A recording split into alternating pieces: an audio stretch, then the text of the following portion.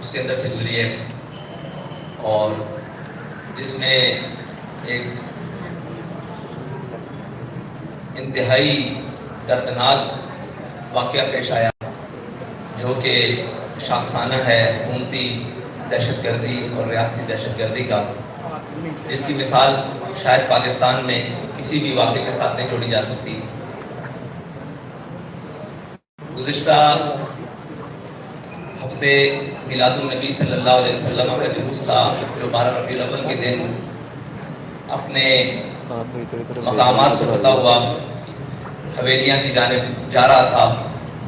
جس کے اوپر راستے میں شیلنگ کی گئی۔ اسی 12 ربیع الاول کے جلوس کو دوبارہ کرنے کے لیے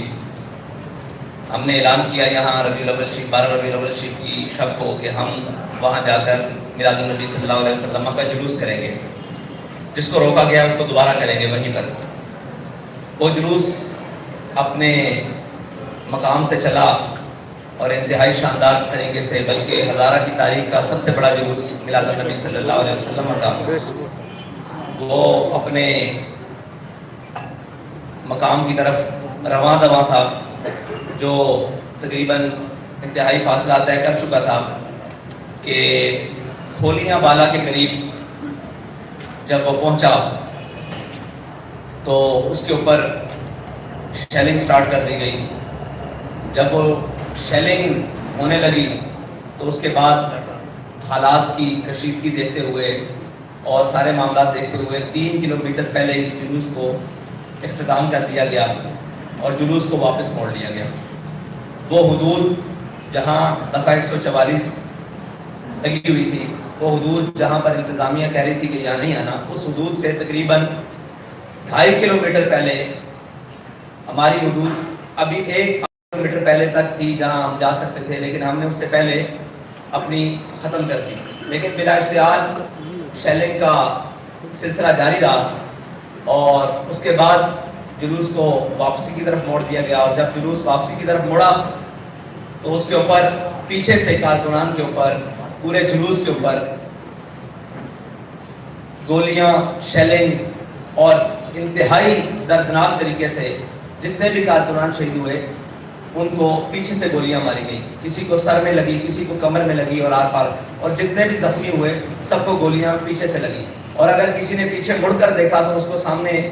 ماتھے پر، سینے پر گولی مار دی گئی، اور جو وہاں پر ہاتھ میں آیا اس کو پکڑ کر گولی مار دی گئی۔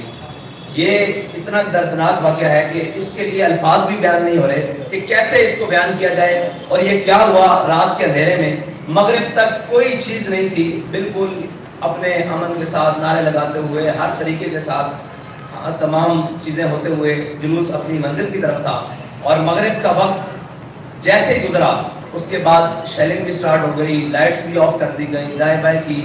جناب جتنی لائٹ تھی وہ بھی بجھا دی گئی، اور ایک اندھیرے میں رکھ کر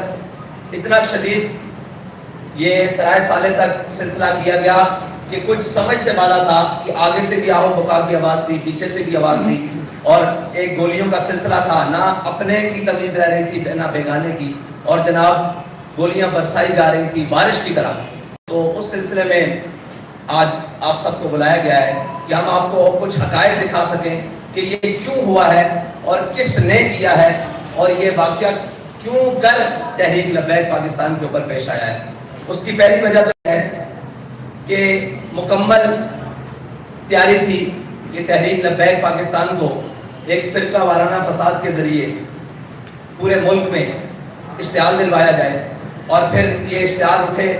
اور اس سے جس کو بھی جو فائدہ مل سکتا ہے وہ لے، اور اس کے بعد ملک کے اندر ایک ہنگاموں کی صورت برپا ہو جائے۔ پہلی اس کی وجہ تو ہمارے سامنے یہ ہے، اور دوسری بات یہ ہے کہ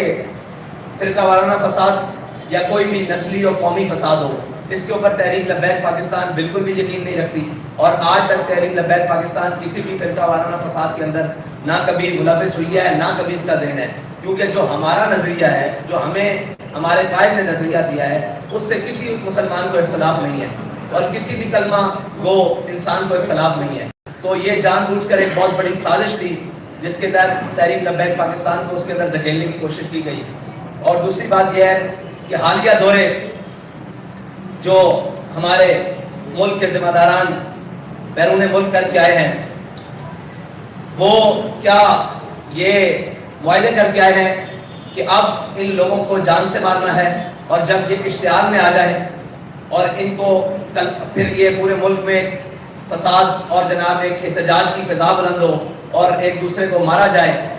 اور اس کے بعد ایک بڑا احتجاج پورے ملک میں بپا ہو، اور اس کے بعد تحریک لبیک پاکستان کو کالعدم کیا جائے. یہ اس کی طرف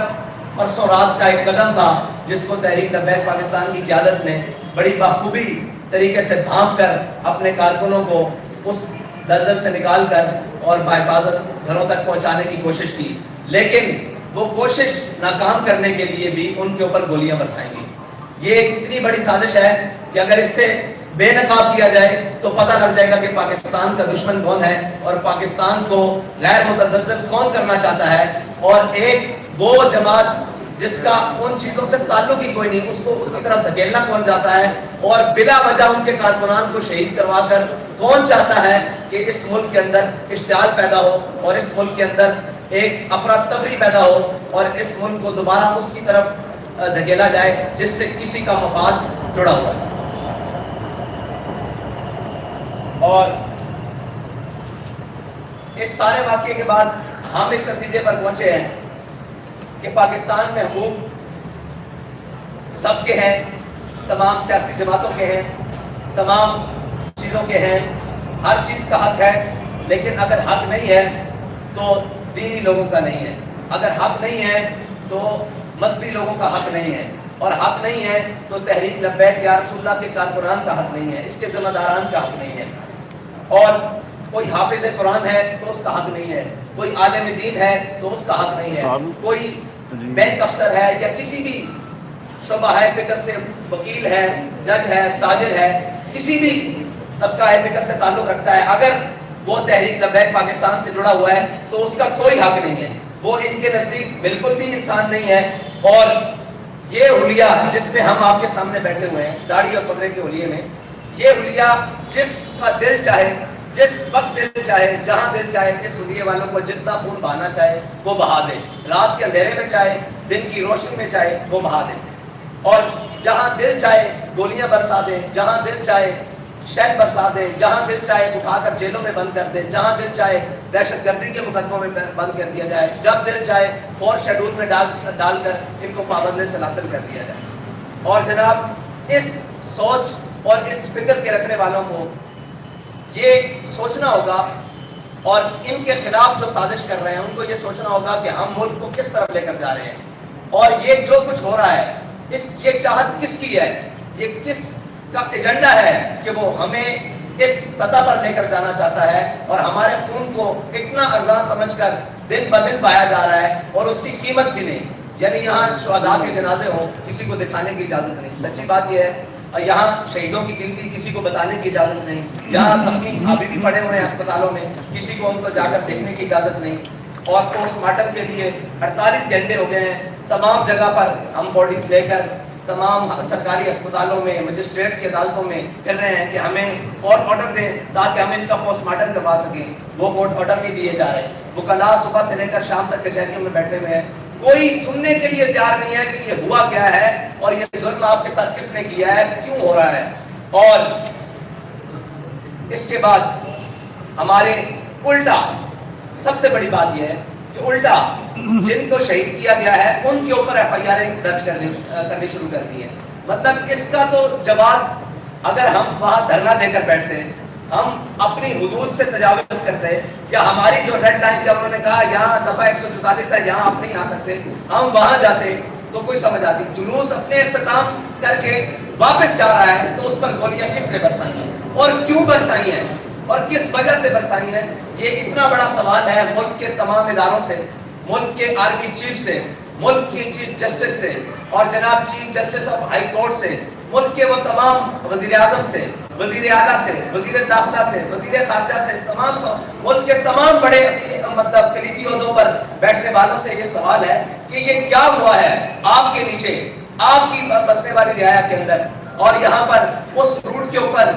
سگنلز بند کر دیے گئے، اس روٹ کے اوپر جب گولیاں برسی اس کی روٹ کے اوپر لائٹیں بند کر دی گئی، لائٹ بند کر دی گئی, اس روٹ کے اوپر آنے جانے والے لوگوں کو راستہ بند کر دیا گیا. حالانکہ راستہ نہ ہمارے جلوس کی وجہ سے رکا ہے, ٹریفک بھی چلتی رہی ہے اور لوگ بھی آتے جاتے رہے ہیں, لیکن اس سے پہلے, اس واقعے سے پہلے کرنے کے کس نے آگے سے جا کر ٹرکوں کو راستہ بند کر دیا اور تحریک لبیک یا رسول اللہ کے جلدی نکلنے کا راستہ بھی روکے رکھا, جس کو 3.5 گھنٹوں بعد کارکنان نے پورا زور لگا کر ان گاڑیوں کو روڈ سے ہٹا کر اپنا راستہ واپسی کا صاف کیا, جانے کا نہیں. یہ ایک اتنے بڑے سوالات ہیں جس کا جواب اس ملک کے تمام ذمہ داروں کو دینا پڑے گا, ورنہ یہ بدماشی کہ جناب جس کا جب دل چاہے وہ مار دے اور جس کو مار دے کوئی تمیز کیے بغیر, یہ دنیا میں. اور دیکھیں سب سے بڑی بات کہ ٹارگٹ کلنگ کر کے مارا گیا ہے, لوگ پیچھے سے جا رہے ہیں, آپ دیکھیں ہمارے شہداء کو کہ ان کے سروں میں فائر لگے ہوئے ہیں, اور فائر 30 بور کا ہے. مجھے یہ بتائیں 30 بور سے فائر ٹارگٹ کلر کے علاوہ کوئی مار سکتا ہے سر میں؟ یہ ایک سوال ہے بہت بڑا کہ چھوٹے پسٹل سے, دیسی ساختہ پسٹل سے 30 بور کے فائر ہمارے کارکنوں کے سروں میں لگے ہوئے ہیں, اور بڑی گنوں کے بھی فائر ہیں وہ آر پار ہو چکے ہیں جسموں کے اندر سے, اور ٹارگٹ کر کر کے ایک ایک کو ٹارگٹ کر کر کے وہاں فائر مارے گئے ہیں. تو یہ ٹارگٹ کلنگ کے سلسلے کی طرح, بالکل اس طرح جس طرح ٹارگٹ کلرز کسی کو ٹارگٹ کر کے مارتے ہیں, اس طرح کارکنان کا وہاں خون پایا گیا اور ان کو شہید کیا گیا, ان کو زخمی کیا گیا, ان کی حالوں پہ حال نہیں کیا گیا, اور سب کو پیچھے سے گولیاں ماری گئی. یہ تھی جی ہمارے اس سانے کی رویداد. اور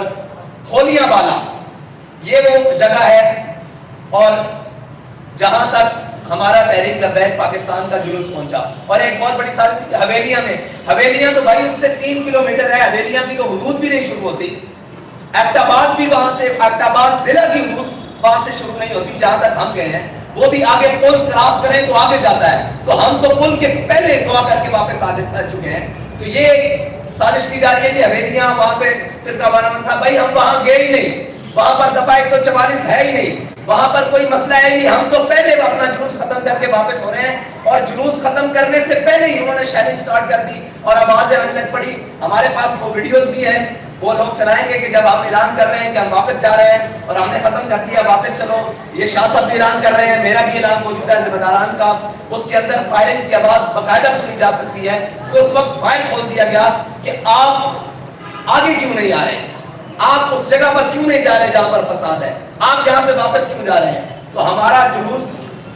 زیادہ کلومیٹر بنتا ہے, 4 کلومیٹر, لیکن ہم احتیاطاً کہہ رہے ہیں کہ 3 کلومیٹر کنفرم ہم وہاں سے اپنے مقام سے جہاں پر بھی وہ جلوس کا مسئلہ تھا, حویلیاں بازار اس سے بھی آگے جاتا ہے جہاں کا معاہدہ ہوا ہے.